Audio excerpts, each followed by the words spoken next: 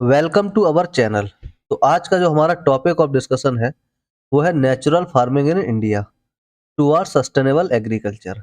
मतलब जो भारत में नेचुरल फार्मिंग है, मतलब प्राकृतिक खेती, जहाँ पे कोई केमिकल ना हो और किसी भी तरह का कोई भी मतलब फालतू का ऐसा चीज यूज ना करे जिससे शरीर पे जो भी खाने वाला है उस अनाज को उस पे कोई बुरा असर पड़े। तो वही टुवर्ड सस्टेनेबल एग्रीकल्चर एक तरीके से क्या होगा कि हम कैसे अपने जो आने वाली नस्ल है उसको बचा के रखें। तो उस सब चीज़ों को देखते हैं कैसे मतलब ऐसी खेती करें जिससे देख रहे हो आजकल क्या है, कंटेमिनेटेड चीज़ों की वजह से लोग बहुत ज़्यादा बीमार पड़ रहे हैं। तो वो सब चीज़ों को कैसे बचाया जाए, a shift from chemicals to ecology, मतलब वही केमिकल वगैरह का ना यूज करके सीधा प्राकृतिक खेती कैसे करी जाए। तो वो सब चीज़ें हम लोग आज देखने की कोशिश करेंगे इस लेक्चर में।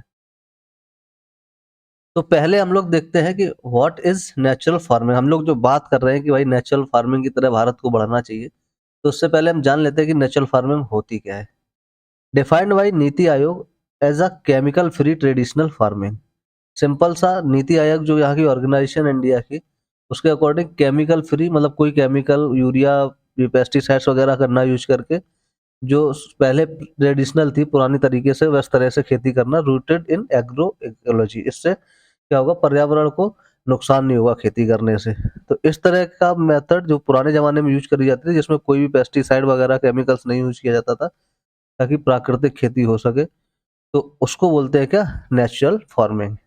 Work with nature not against it, also called do nothing farming. वही सिंपल सा कि नेचर के साथ मिलके काम करना है, ना कि खिलाफ इसके काम करना है। Integrates crops, trees, live stocks and biodiversity. Simple सा इसमें फसलों को सही से यूज बनाना है, केमिकल नहीं यूज करना। ट्रीज में कोई केमिकल यूज नहीं करना, लाइव स्टॉक्स इसमें आ जाएंगे, बायोडाइवर्सिटी आ जाएगा। Avoid synthetic fertilisers, pesticides, herbicide. इसमें मतलब ना तो कोई सिंथेटिक फर्टिलाइजर यूज करना है, पेस्टिसाइड नहीं यूज करेंगे, ना कोई मतलब हर्बिसाइड्स वगैरह जो घास आस मारने की जो दवाई होती है वो कुछ भी नहीं यूज करना। सिंपल क्या है, पुराने तरीके से करना है। Core principles of natural farming, जो प्राकृतिक खेती है उसके मुख्य सिद्धांत क्या है। नो एक्सटर्नल केमिकल इनपुट्स, कोई भी मतलब बाहरी केमिकल रसायन नहीं डालेंगे। सेल्फ सस्टेनिंग फार्म, सिंपल सा अपने आप से उन्हें क्या करना है, ग्रो करने देना है। ऑन फॉर्म इनपुट्स जैसे कि जीवामृत, बीजामृत, अग्निअस्त्र और नीमास्त्र, ये सारी चीजें वहां पे डाल सकते हैं। नीम नीम की जो ये सारी चीजें बनाई जाती हैं। Live stock integration, native cow breeds, vital for nutrient cycling. जो हमारे मतलब जैसे देसी गाय जिसको बोलते हैं, एक अगर यहाँ पे एक एग्जांपल लिया गया है, तो उस तरह की गाय पालनी चाहिए। अब ये नहीं वैरायटी वैरायटी पता नहीं दूध के चक्कर में क्या होता है, बहुत अलग अलग तरीके की जो गाय भैंस ला के रख देते हैं, वो नहीं करना चाहिए। जो अपना प्राकृतिक गाय भैंस हैं उनको पालो, तो उससे क्या होगा, जो हमारा मतलब न्यूट्रिएंट वगैरह होता है वो क्या होता है, अच्छा होता है उनमें, देसी गाय वगैरह में। तो उससे हमारी हेल्थ भी क्या रहेगी, अच्छी रहेगी। Soil health, mulching, microbial activity and natural moisture retention. तो खेती की जो सॉइल की हेल्थ है वो भी अच्छी रहेगी यहाँ पे। Water efficiency, low irrigation needs through better soil structure. अगर खेती में जमीन अच्छी होगी तो पानी की भी क्या पड़ेगी, उसमें सिंचाई की कम जरूरत पड़ेगी। साइंटिफिक एंड एनवायरमेंटल बेनिफिट्स, अगर वैज्ञानिक तरीके से देखें तो पर्यावरण का क्या फायदा होगा इससे। Increases soil organic carbon and fertility. Simple बात है, इससे क्या होगा, जो मिट्टी है उसका कार्बन जो होगा, ऑर्गेनिक कार्बन जिसको बोलते हैं, वो क्या होगा, अच्छा होगा। और उससे जो फर्टिलिटी है मतलब उपज है खेती की, वो क्या होगी, बढ़ेगी अगर हम नेचुरल फार्मिंग करेंगे। Promotes beneficial insects and biodiversity. इससे जो इंसेक्ट होते हैं, मतलब जो काम के जीव जंतु होते हैं, पेड़ पौधे होते हैं, वो खत्म नहीं होंगे। अब जैसे केमिकल पेस्टिसाइड्स हर्बिसाइड्स वगैरह डालते हैं, तो उससे ऐसे बहुत सारे जीव जंतु होते हैं जो पर्यावरण के लिए बहुत उपयोगी होते हैं, वो भी मारे जाते हैं। और पेड़ पौधे भी क्या होते हैं, जो हर्बिसाइड्स वगैरह डालते हो तो उससे जो जरूरत के पेड़ पौधे होते हैं औषधि के रूप में कहीं यूज किए जा सकते हैं, उनकी भी संख्या आजकल क्या हो रही है, कम होती जा रही है। तो बेसिकली मतलब जो पेड़ पौधे जरूरी है वो भी खरा खत्म होते जा रहे हैं। तो वो सारी चीजें क्या होंगी, यहाँ पे खत्म नहीं होंगी अगर नेचुरल फार्मिंग होगी। Reduces green house gas emission. अब केमिकल वगैरह यूज नहीं करोगे तो जो ग्रीन हाउस गैसेस होती है, जैसे यूरिया वगैरह करने से क्या होती है, वो निकलती है। तो वो गैसेस नहीं मतलब यहाँ से एमिट होंगी, निकलेंगी। Enhances climate resilience against droughts and irregular rainfall. और फिर जो क्लाइमेट, जैसे हम लोग देख रहे हैं अपना जो क्लाइमेट है, जलवायु है, वो कभी सूखा ज़्यादा पड़ जाता है तो कभी जो रेनफॉल है वो बिना मानसून के बरसती है।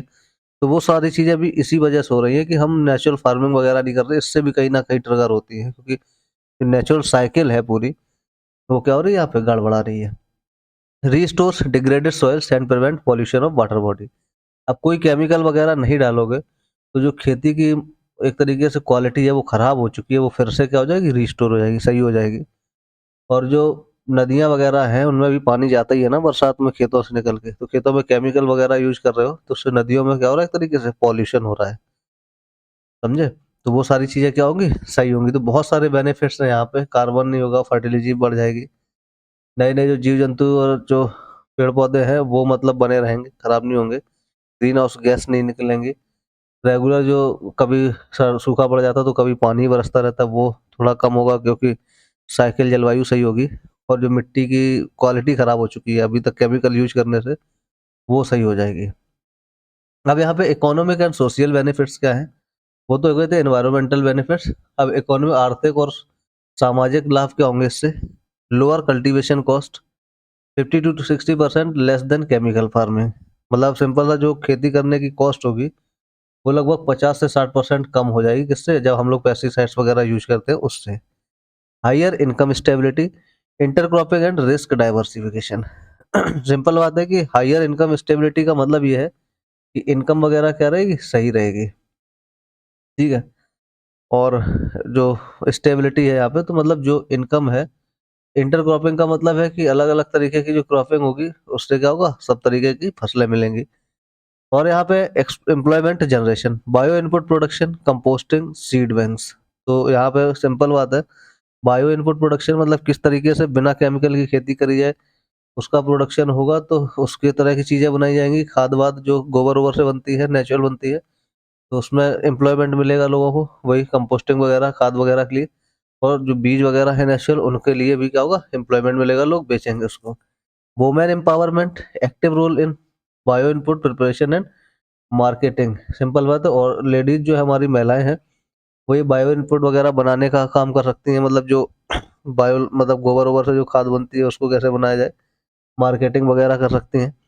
Health security, chemical free nutrients rich food improves public health. Simple बात है, कोई पेस्टिसाइड वगैरह यूज नहीं करोगे और न्यूट्रिएंट रिच फूड रहेगा, उससे क्या होगा, हेल्थ अपनी अच्छी रहेगी।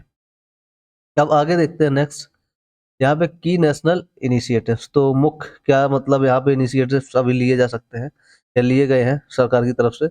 National mission on natural farming, मतलब जो प्राकृतिक खेती करने पे जो मिशन है, राष्ट्रीय नेशनल मिशन है जो, उसमें क्या बोला गया है, launched by ministry of agriculture, जो कृषि मंत्रालय है उसने लॉन्च किया है। टारगेट है कि 7.5 lakh hectares and 1 crore farmers. उसमें लगभग जो खेती को नेचुरल बनाना है उसमें 7.5 लाख हेक्टेयर खेती जो करनी है वो नेचुरल करनी है, और उसमें जो किसान रहेंगे वो कितने रहेंगे, 1 करोड़ किसान। इंसेंटिव है सिंपल सा, ₹4,000 पर एकड़, ईयर्स फॉर 2 ईयर्स। सिंपल बात है, 2 साल तक 4,000 रुपये हर साल हर एकड़ पे दिया जाएगा। इससे लोग क्या कर पाएंगे, नेचुरल खेती कर पाएंगे। भारतीय प्राकृतिक कृषि पद्धति, यहाँ पे ये है BPKP। इसके तहत 28 lakh farmers, 9.4 lakh hectares as of March 25 को पार्ट ऑफ परंपरागत कृषि विकास योजना। और ये क्या है, परंपरागत कृषि विकास योजना, उसके तहत यहाँ पे भी नेचुरली खेती करने पे जोर दिया जा रहा है, ठीक है। तो आगे यहाँ पे है फिर स्टेट लेवल सक्सेस स्टोरीज, जो नेचुरल फार्मिंग को बढ़ावा देने में, जो अगर मतलब राज्य स्तर पे देखा जाए तो क्या किस तरह की यहाँ पे सक्सेस मिली है नेचुरल खेती करने में। जैसे हिमाचल प्रदेश है, rapid adoption and organic transition. तो यहाँ पे हिमाचल प्रदेश में लोगों ने नेचुरल खेती करने पे बहुत ज़्यादा क्या किया अभी, एक तरीके से जोर दिया है। तो यहाँ पे ऑर्गेनिक लोग मतलब अब कर रहे हैं, केमिकल पे लोग हट रहे हैं वहाँ से, मतलब अपना हाथ खींच रहे हैं, वो केमिकल नहीं यूज करना चाहते। आंध्र प्रदेश में भी वही है, model of zero budget natural farming. Andhra Pradesh में भी जो किसान है वो अब केमिकल वगैरह नहीं यूज कर रहे हैं, तो बेसिकली उनका खर्चा क्या होगा, केमिकल वगैरह खप बचेगा। Gujarat and Maharashtra, farmer cooperatives and local market promoting NF, natural farming मतलब वही। तो जो फार्मर कोऑपरेटिव है जो किसानों के लिए मददगार होते हैं, तो जो लोकल मार्केट्स वगैरह वाले हैं वो भी क्या कह रहे हैं, जो मतलब खेती का सामान वामान बेचते हैं वो भी कह रहे हैं भाई नेचुरल फार्मिंग पे क्या करो, ट्रांजिशन करो। Local government providing training and market linkages. तो जो लोकल गवर्नमेंट है वहाँ पे, मतलब जो जिला स्तर पे, वो भी ट्रेनिंग दे रही है कैसे नेचुरल फार्मिंग की जाए और मार्केट्स को कैसे मतलब ये सारी चीज़ें प्रोवाइड कराई जाए।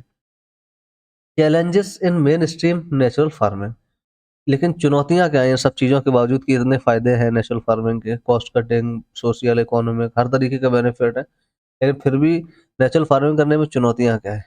तो ये नॉलेज गैप है, need intensive farmer training and support, क्योंकि इतना अच्छी जानकारी नहीं है किसानों को नेचुरल फार्मिंग करने की, तो इसलिए उनको ज़रूरत है कि उन्हें सही से ट्रेनिंग मिले, सपोर्ट मिले सरकार का। Plus behavioural resistance, shift from high input to low input system. तो सिंपल सा है कि लोगों को कभी मतलब ये चीज़ें लगती नहीं है, वो क्या करेंगे, ज़्यादा-ज़्यादा चीज़ें डालने की कोशिश करते हैं, बट उनको इतना नहीं डालनी चाहिए, तो मतलब शिफ्ट करना पड़ेगा, मेंटली प्रिपेयर होना पड़ेगा, नेचुरल फार्मिंग की तरफ जाना है। Regional variability, soil and climate difference across states, अब अलग-अलग स्टेट की अलग-अलग तरीके की मिट्टी है, तो उस हिसाब से जो नेचुरल चीज़ें उसमें इनपुट डाले जाएँगे, उनका ध्यान रखना पड़ेगा। Market warriors, limited certification, premium pricing and minimum support price assurance, तो यहाँ पे सर्टिफिकेशन वगैरह नहीं मिलता है, प्रीमियम प्राइसेस नहीं है, मार्केट में खेती वगैरह के जो कृषि से जो प्रोडक्ट यूज निकलता है, तो वो सब चीज़ों के मिनिमम वेजेस होने, मिनिमम मतलब प्राइस वगैरह पहले ही से डिफाइन होना चाहिए। Infrastructure gaps, lack of bio input resource centres, तो सिंपल सा बात है, अभी जो नेचुरल फार्मिंग के लिए जो सपोर्टिव प्रोडक्ट्स हैं, उनकी भी अभी दुकानों की क्या है यहाँ पे कमी है, तो वो दुकानों पे मतलब जो नेचुरल चीज़ें हैं उसमें इनपुट रूप में डाला जाए, पेस्टिसाइड्स वगैरह के रूप में, तो वो सारी दुकानें भी होना चाहिए। अब यहाँ पे way forward scaling natural farming, तो यहाँ पे आगे क्या रास्ता है, कैसे नेचुरल फार्मिंग को बढ़ा बढ़ा सकते हो, स्केल कर सकते हैं। पहले farmer clusters, enable peer learning and local support network, तो किसानों को उनके स्तर पे क्या करना चाहिए, सिखाना चाहिए, कैसे करनी चाहिए, लोकल सपोर्ट मिलना चाहिए वहाँ पे। स्ट्रेंथन ट्रेनिंग, कृषि साखीस, केवीकेएस एंड लोकल एक्सटेंशन ऑफिसर्स, तो ये सारे कृषि सखीस है यहाँ पे, तो ये सारे मतलब कुछ ऑर्गेनाइजेशंस हैं, इनसे इनके थ्रू जो ट्रेनिंग है किसानों को वो क्या है मिलनी चाहिए, और अच्छे से ट्रेनिंग मिलनी चाहिए नेचुरल फार्मिंग की।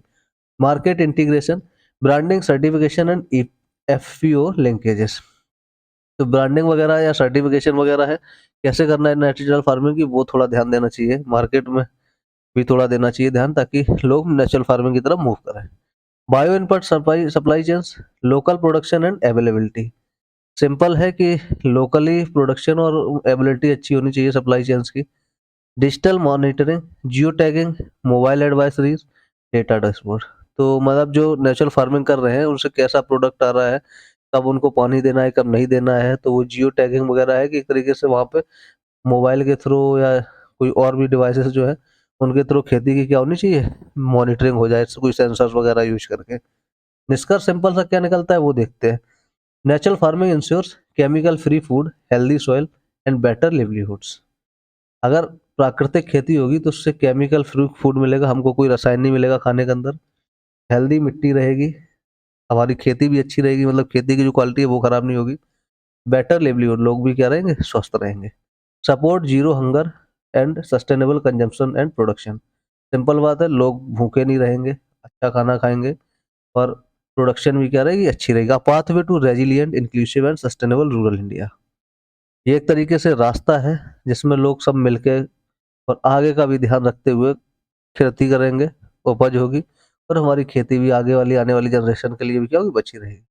सिंपल सा कोट का है, when we nurture the soil nurtures the nation, inspired by NITI Aayog, तो वही नीति आयोग जो है उनके हिसाब से कहते हैं कि जब हम मिट्टी की अगर हेल्थ का ध्यान रखेंगे तो मिट्टी भी क्या करेगी, हमारी हेल्थ का, हमारे राष्ट्र का ध्यान रखेगी। तो यही आज का लेक्चर था इन्फॉर्मेटिव, और ऐसे ही इंपॉर्टेंट लेक्चर और एग्जाम के लिए जरूरी लेक्चर्स के साथ हमारे साथ बने रहिए। चैनल को लाइक कीजिए, शेयर कीजिए और सब्सक्राइब कीजिए। धन्यवाद।